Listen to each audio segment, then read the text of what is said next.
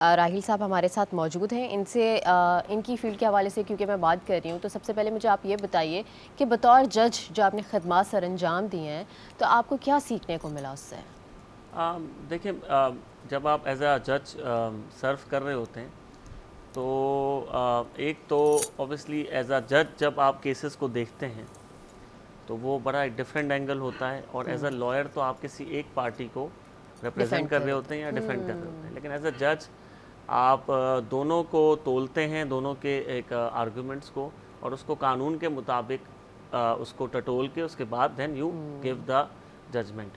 Secondly ये कि माशरे का भी थोड़ा इल्म होता है आपको कि किस किस्म के, किस नौयत के इश्यूज माशरे में चल रहे हैं। एज अ फैमिली जज भी मैंने देखा, अच्छा। एज अ क्रिमिनल जज, क्योंकि दोनों मेरे पास पावर्स थी, तो किस किस्म की एफआईआर्स जराइम पेश आ रहे हैं हमारे सोसाइटी में, किस किस्म के, जो कि शायद मैं एज अ लॉयर्स स्पेसिफिक आपके पास क्लाइंट्स आते हैं, लेकिन एज अ बिल्कुल। जज मेरे पास दिन में अगर 10 केस होते थे तो वो डिफरेंट किस्म के होते थे। फैमिली केसेस हो गए, क्रिमिनल केसेस हो गए, ये दीवानी मुकदमा जो होते हैं प्रॉपर्टीज़ के रिलेटेड। तो इससे पता लगता है कि माशरे में किस किस्म के मसाइल चल बुराइयां रहे और हैं, मसाइल आ गए मसाइल चल हैं। रहे हैं। जी अच्छा, बिल्कुल। तो चैलेंजेस फेस करते हैं आप बीइंग अ जज, लाइक क्योंकि सोसाइटी में प्रेशर भी बहुत है ना हमारे यहाँ, और कानून भी हर एक के लिए बराबर नहीं होता। अक्सर यहाँ देखते हैं कि हाईली इन्फ्लुएंशियल लोग जो हैं वो अपने हिसाब से कानून चढ़ा रहे होते हैं।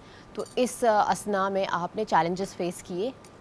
आप देखिए, मैं ये समझता हूँ कि मैंने जो 2.5 साल सर्व किया एज अ जज, उसमें मुझे उस दौरान कभी प्रेशर नहीं आया। अच्छा। अलबत्ता कुछ रेफरेंसेस ज़रूर आते हैं, लेकिन वो फिर आप इंडिविजुअल्स पे है कि ओके। अगर उसको आपको ऑब्लाइज करना है कि नहीं करना।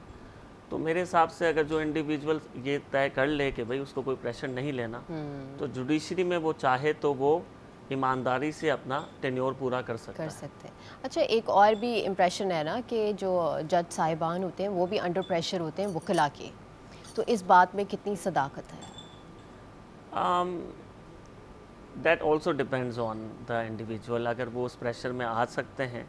कभी कभार ये होता है कि उनके जो डिमांड्स होती हैं वो भी जायज़ होती हैं, अच्छा। कि फॉर एग्ज़ाम्पल ऑर्डर्स को ऐसे इस तरीके से सुने बगैर ना किया जाए, वकला के साथ थोड़ा सा बर्ताव सही किया जाए। कभी कभार ऐसा देखा गया है, कुछ जज साहिबान सुने बगैर केसेस को अपने पहले से प्री प्लान माइंड बनाकर किसी ओके। केसेस के हवाले से वो ऑर्डर्स कर देते हैं। ओके। उस पे थोड़ा वकला फिर थोड़ा सा ऑब्वियसली फ्रस्ट्रेट होते हैं कि एटलीस्ट हम, क्योंकि एक फ़ीस लेकर आते हैं, क्लाइंट आपके साथ खड़ा होता है, तो एटलीस्ट उनको सुन लिया जाए, एक ड्यू टाइम दिया जाए वकला को, और उसके बाद फिर जो ऑर्डर जज साहब मुनासिब समझते हैं वो वो करें। देते हैं।